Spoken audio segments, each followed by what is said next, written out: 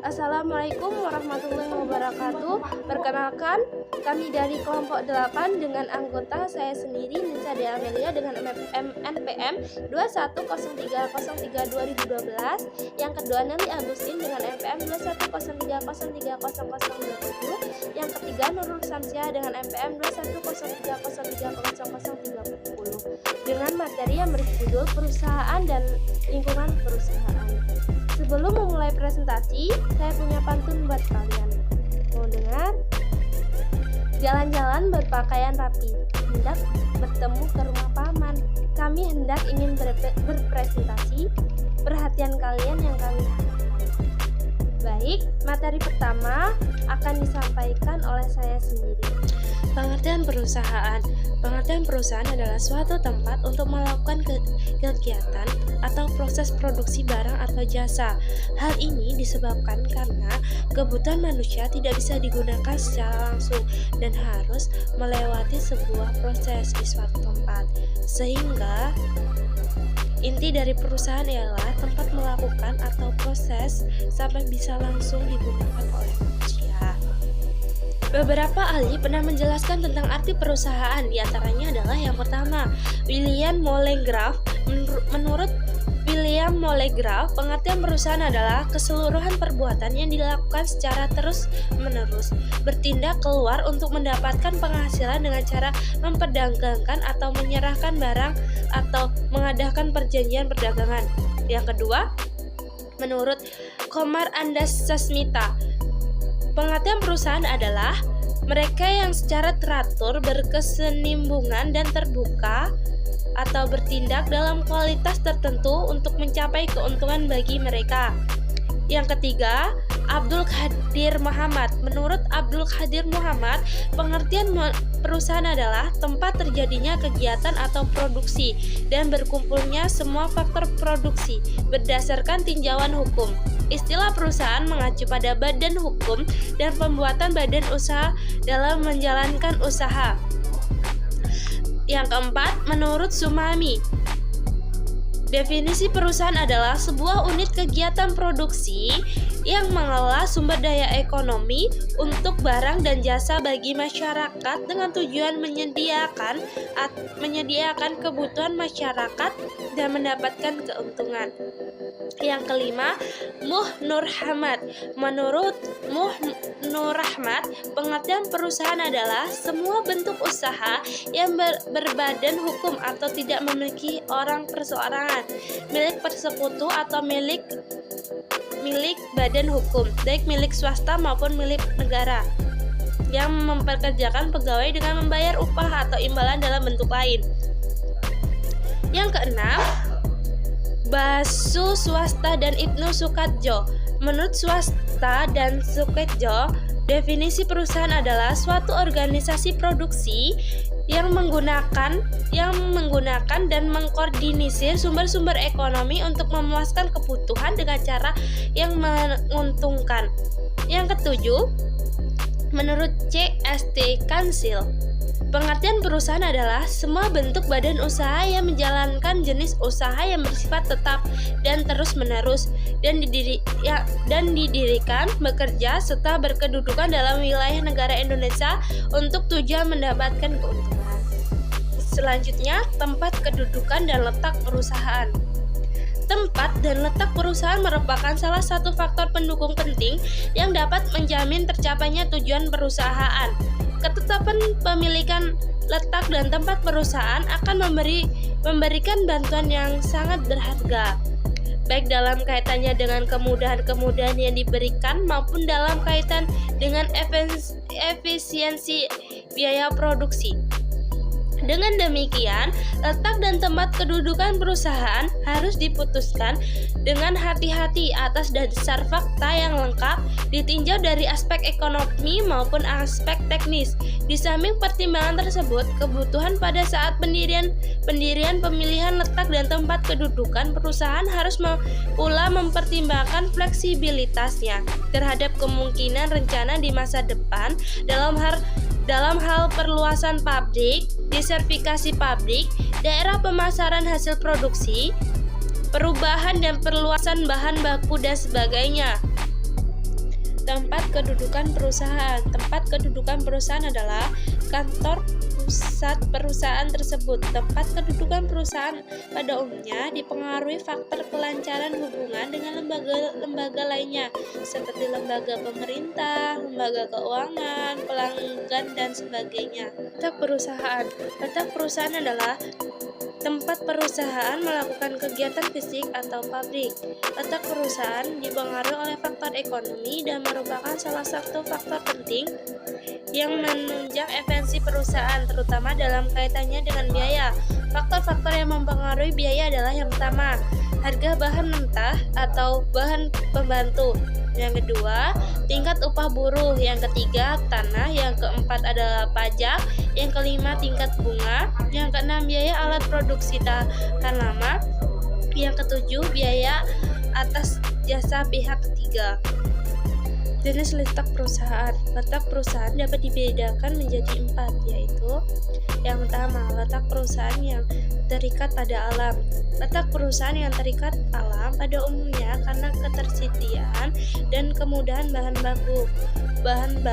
Perusahaan yang berkaitan dengan bahan-bahan tambang pada umumnya terletak di daerah faktor produksi alamnya, seperti perusahaan timah, emas, minyak bumi, dan sebagainya. Sebagian contoh, perusahaan pertambangan timah di Indonesia memiliki letak perusahaannya di Pulau Bangka. Yang kedua, letak perusahaan berdasarkan sejarah.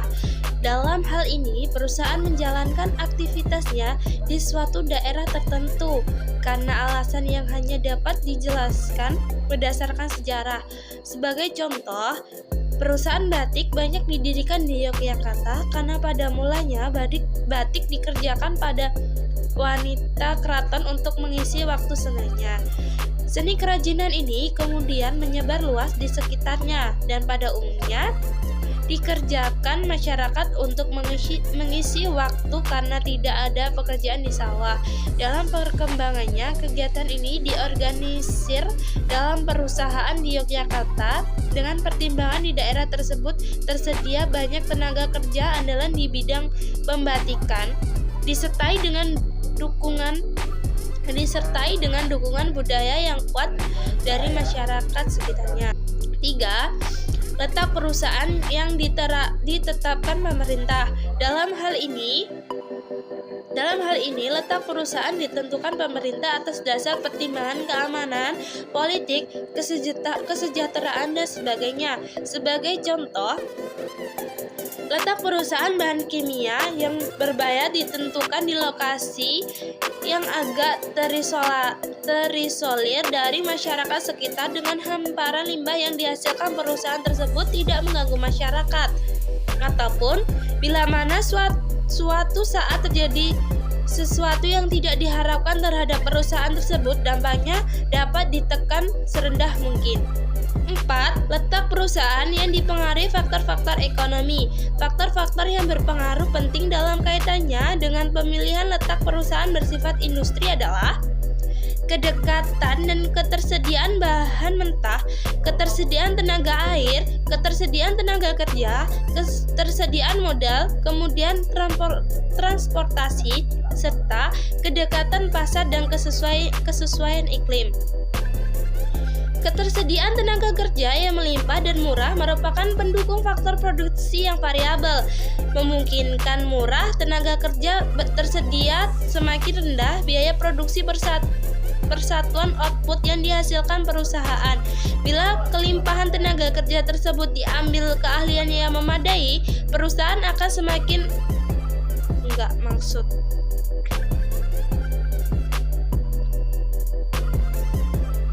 Semakin murah tenaga kerja yang tersedia, semakin rendah biaya produksi persatuan output yang dihasilkan perusahaan. Bila kelimpahan tenaga kerja tersebut diambil keahlian yang memadai, perusahaan akan semakin mampu bersaing, baik dalam hal harga maupun kualitas produk dan hasilnya. Ketersediaan bahan mentah memungkinkan keseimbangan aktivitas perusahaan karena tanpa bahan baku perusahaan tidak mungkin bekerja. Ketersediaan tenaga air merupakan suatu potensi yang dapat dimanfaatkan perusahaan dalam mendukung Kelancaran aktivitas di samping dapat berfungsi sebagai pembangkit tenaga listrik yang sangat dibutuhkan perusahaan. Ketersediaan modal sangat mendukung berkembangnya investasi perusahaan yang membutuhkan dukungan modal besar untuk perkembangannya akan sangat memperhitungkan penawaran modal dengan bunga rendah. Transportasi berpengaruh besar dalam pendistribusian produk. Kelancaran transportasi juga menjamin kelancaran pasokan bahan baku di lokasi perusahaan. Kedekatan pasar merupakan faktor yang makin memudahkan terserapnya produk yang dihasilkan perusahaan. Perusahaan dan lembaga sosial. Perusahaan adalah suatu unit kegiatan produksi yang menyediakan barang dan jasa bagi masyarakat. Jadi, bukan hanya untuk mencapai keuntungan maksimal, tapi juga mempunyai tujuan membuka kesempatan kerja. Tujuan pendirian perusahaan. Tujuan ekonomi. Berkenaan dengan upaya perusahaan untuk mempertahankan eksistensinya. Contoh, menciptakan laba, pelanggan, keinginan konsumen, tenaga produk, kualitas, harga, kuantitas, pelanggan inovatif. Tujuan sosial. Perusahaan memperhatikan keinginan investor, karyawan penyedia, faktor-faktor produksi, maupun masyarakat luas. Perusahaan sebagai suatu sistem. Sistem adalah suatu kesatuan dari unit-unit yang saling berinteraksi, baik secara langsung maupun tidak langsung, dalam rangka mencapai tujuan tertentu. Kepada pemilik modal, pengelolaan keuangan dan kemajuan perusahaan. Kepada lembaga peneliti, membantu pendanaan. Kepada pekerja, membayar gaji dan memenuhi fasilitas kerja. Kepada konsumen, menyediakan barang dan jasa yang bagus. Kepada pemerintah, membayar pajak. Sifat sistem perusahaan kompleks. Dapat dilihat sistem perusahaan serta bagian-bagian dari sistem tersebut sebagai suatu kesatuan atau unit. Sifatnya yang kompleks juga bersifat sebagai suatu unit, jadi merupakan suatu kesatuan. Sifatnya beragam. Perusahaan berbeda dalam besarannya atau ukurannya akibat pemilihan bermacam-macam bentuk perusahaan seperti PT, firma, kongsi, perseroan, dan lain-lain. Sifat saling bergantung. Perusahaan juga mengenal adanya proses spesialisasi, yaitu perusahaan yang mengambil atau menjalankan kegiatan yang lebih khusus atau sempit. Sifatnya dinamis. Kekuatan dinamis mengubah sistem perusahaan, struktur, dan komponen-komponennya. Fungsi-fungsi perusahaan. 1. Fungsi operasi. Pembelian dan produksi, pemasaran, keuangan, personalia. Fungsi operasi utama perusahaan, akuntansi, administrasi, teknologi informasi, transformasi, komunikasi, pelayanan umum, dan fungsi operasi penunjang. 2. Fungsi manajemen, perencanaan, pengorganisasian, pengarahan, pengendalian. Bila keduanya berjalan dengan baik, perusahaan akan menjalankan operasinya dengan lancar, terkoordinasi, terintegrasi dalam rangka mencapai sebuah tujuan. Ciri-ciri perusahaan. 1. Operatif. Adanya aktivitas ekonomi yang berkenaan dengan kegiatan produksi. 2. Koordinatif. Diperlukan koordinasi semua pihak agar saling mendukung satu sama lain. 3. Regular. Untuk mencapai keseimbangan, diperlukan keteraturan yang mendukung aktivitas. 4. Dinamis. Lingkungan selalu berubah. Oleh karena itu, mampu mengikuti dan menyesuaikan diri dengan perubahan. 5. Formal. Tunduk kepada peraturan yang berlaku setelah memenuhi persyaratan pendirian. 6. Lokasi dan pelayanan bersyarat. Perusahaan didirikan pada suatu tempat yang jelas. Macam lingkungan perusahaan dan pengaruhnya terhadap perusahaan. Jenis-jenis lingkungan perusahaan. Lingkungan eksternal perusahaan yang berpengaruh tidak langsung terhadap kegiatan perusahaan. Lingkungan eksternal meliputi variabel-variabel di luar organisasi yang dapat berupa tekanan umum dan tren di dalam lingkungan sosial, ataupun lingkungan ataupun faktor-faktor spesifik yang beroperasi dalam lingkungan kerja organisasi. Variabel-variabel eksternal ini dibagi menjadi dua jenis, yaitu ancaman dan peluang.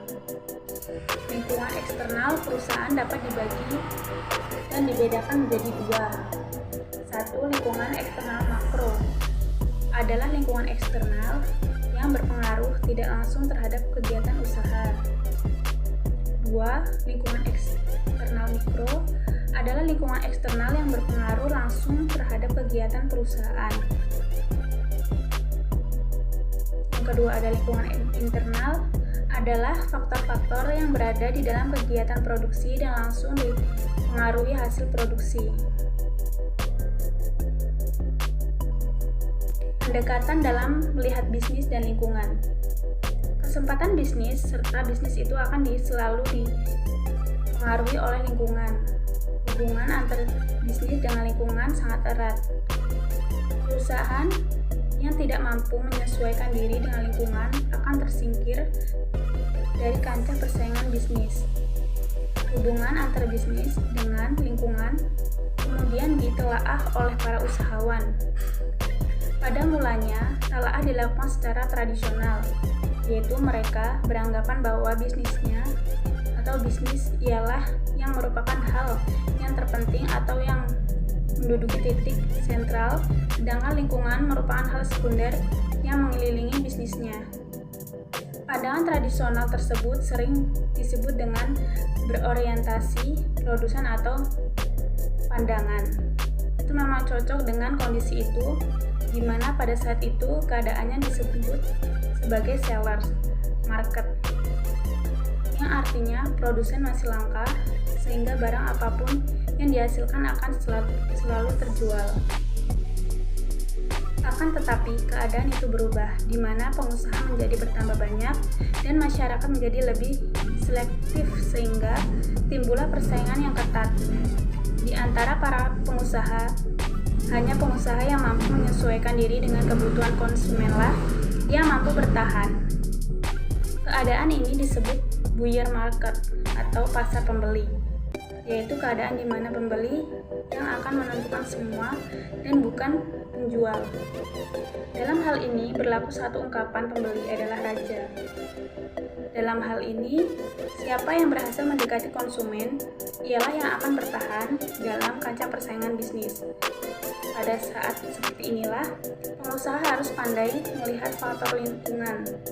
Menjadi dalam hal ini, yang merupakan faktor yang sentral adalah masyarakat atau konsumen, sedangkan pengusaha atau bisnismen mengelilinginya untuk melayani kebutuhan secara lebih baik sesuai dengan selera konsumen. Pandangan ini disebut consumer oriented approach.